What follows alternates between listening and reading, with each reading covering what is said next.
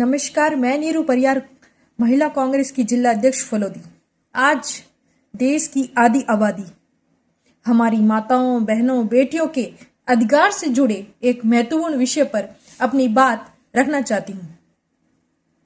महिलाओं को संसद और विधानसभाओं में 33% आरक्षण देने की मांग कोई नई मांग नहीं है। यह देश की महिलाओं के लंबे संघर्ष और अधिकार से जुड़ा विषय है। इस मांग को सबसे पहले मजबूती के साथ राष्ट्रीय स्तर पर उठाने का काम कांग्रेस पार्टी ने किया।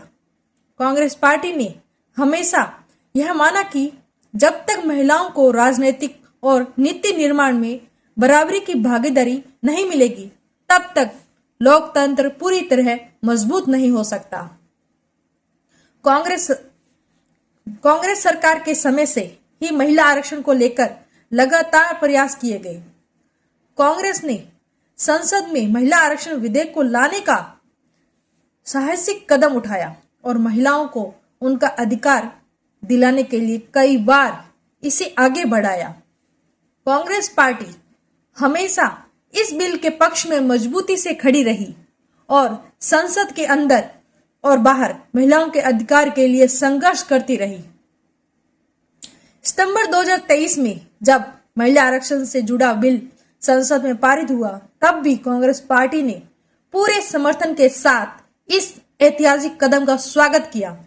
लेकिन इसके साथ जो शर्तें जोड़ी गई, जैसे कि पहले जनगणना होगी, फिर परिसमन होगा और उसके बाद ही आरक्षण लागू किया जाएगा, यह देश की महिलाओं के साथ एक तरह का अन्याय है। आज सबसे बड़ा सवाल यही है कि जब महिलाओं को 33% आरक्षण देने का कानून पारित हो चुका है, तो उसे तुरंत लागू क्यों नहीं किया जा रहा? महिलाओं को उनको अधिकार देने के लिए जनगणना और परिसीमन को बहाना बनाकर अनिश्चित काल तक इंतजार करवाना देश की महिलाओं के साथ न्याय नहीं है। कांग्रेस पार्टी की स्पष्ट मांग रही है कि महिलाओं को उनका अधिकार देने में किसी भी प्रकार की देरी नहीं होनी चाहिए। अगर सरकार की नीयत साफ है तो लोकसभा की 543 सीटों में से 33% सीटों पर महिलाओं को तुरंत आरक्षण दिया जाए। आज भारतीय जनता पार्टी देश की जनता को भ्रमित करने का प्रयास कर रही है, लेकिन भारत की जनता बहुत समझदार है और देश की महिलाएं भी अब अपने अधिकारों के प्रति पूरी तरह जागरूक है। उन्हें अब केवल वादे और घोषणाएं नहीं, बल्कि उनका वास्तविक अधिकार चाहिए। कांग्रेस पार्टी हमेशा से महिलाओं के सम्मान और अधिकार, समान भागीदारी की पक्षधर रही है। चाहे पंचायती राज संस्थाओं में महिलाओं को आरक्षण देने की बात हो या संसद और विधानसभाओं में महिलाओं की भागीदारी बढ़ाने की, कांग्रेस ने हमेशा महिलाओं को सशक्त बनाने का काम किया है।